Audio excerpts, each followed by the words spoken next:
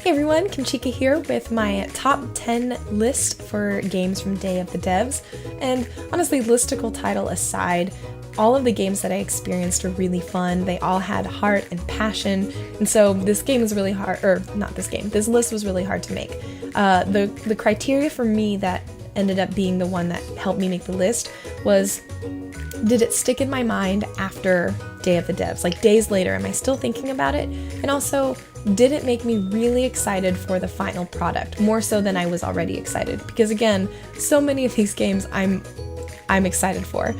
So if a game that you think should have made the list didn't, that hopefully provides some insight. Comment below. I love hearing maybe games that you particularly wanted to see versus maybe ones that I want to see. And I hope you enjoy this video.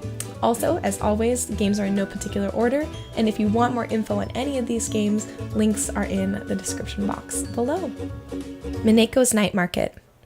This game stole my heart with its first trailer, and finally getting to play it checked off a huge to-do item on my Day of the Devs checklist, and it did not disappoint. The cast of characters is varied, personalities are so very distinctive. I'm really excited to get to know everyone who lives in this adorable little town, and we got to taste not only the crafting and market selling mechanics, but we also got to try cat racing!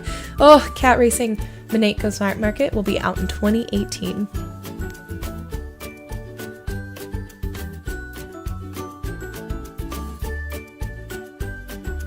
Lightfingers. I was bummed that my husband wasn't with me to get another trouncing, but playing Lightfingers the second time around was almost more fun than the first because I could get more into the strategy of it. You play a thief whose goal is to foil the thievery of your opponents as well as avoid getting caught by the city guard. It's a virtual board game that you don't want to miss for its visual impressiveness as well as its strategic gameplay.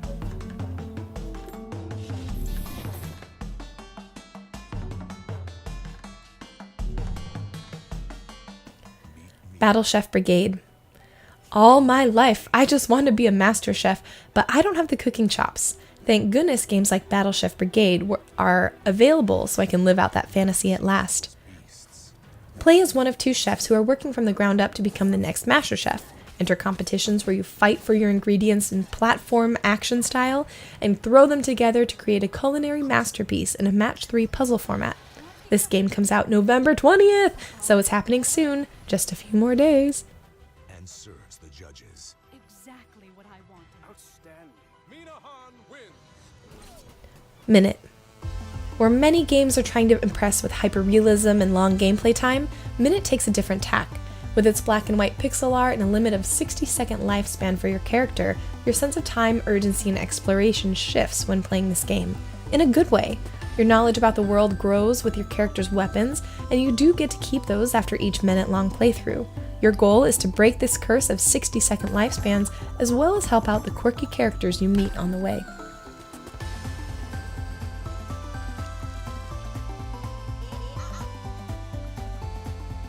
Rhythm Doctor. Rhythm games are a personal favorite of mine, and when I saw Rhythm Doctor at Day of the Devs, it was like Christmas had come early. This game is simple in its premise and gameplay, but gets increasingly difficult in execution. You press the button, or spacebar, every 7th beat, helping heal patients' hearts. Of course, extra challenges come up with treating multiple patients whose heart run at different rhythms, or even a virus that impedes your ability to read rhythms clearly. A sample of this game is already available to play online, and I highly encourage you to jump in and give it a shot.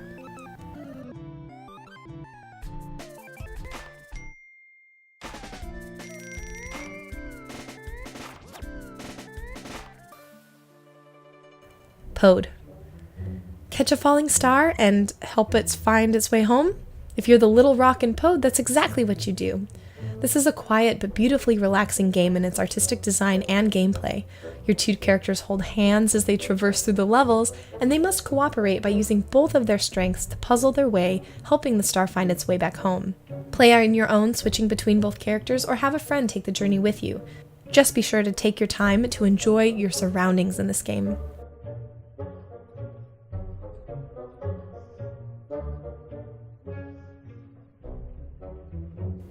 Dead Static Drive. This is a horror game equivalent of Grand Theft Auto meets a road trip simulator Lovecraft edition. As per your standard post-apocalyptic fare, you've got to find ways to survive in a land where resources are scarce. But to throw in an extra wrench, there are encounters of the more supernatural nature you must also deal with.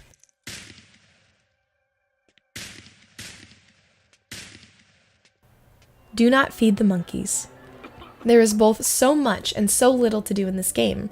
You essentially sit and watch various spy cams you've got installed on your computer, make sure you stay fed and well rested, and decide how involved you'd like to be in the lives of those you watch. You're part of an exclusive and elusive group, the Primate Watching Club, and part of your membership dues involve acquiring and passing on information about your subjects. Do you interfere in their lives? Do you try to influence events for the better? Things start adding up quickly as you add cameras to your life, and you'll see how your actions extend beyond the reaches of your apartment. Everything's going to be okay. Colorful, bizarre, uncomfortable, beautiful, experimental. These are 5 words that popped into my head while playing Everything is Going to Be Okay. Admittedly, lots of words popped into my head because this game really has a lot going on. An interactive zine that will absolutely challenge your thinking about power and strength in our society.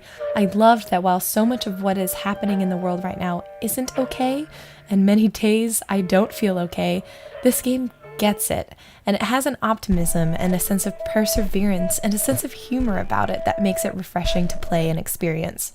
This is one that you can download and play right now, and I highly recommend you do so. Tunic.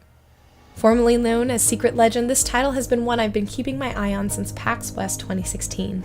Don't let the adorable art style fool you. This game is a challenging one with some surprising amounts of depth.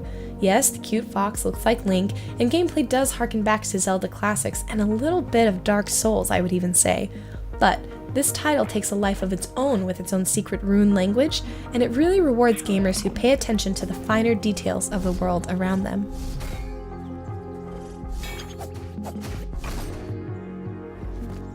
Again, those are the 10 games that really stuck with me after Day of the Devs. If you have games that you want to talk about, again, I love talking indie games, so put comments below. Let's start a discussion. My voice is so close to being better. And let me know what you think. I will see you in the next video or in my stream, which is happening now weekdays, Monday through Friday at 10 a.m. Tuesday streams are really short, but the rest of the days I try to make them a little bit longer. Link also to the Twitch channel. It's just /Kimchica, but it's also below in the description box. And I will see you guys in the next video or in stream. Bye!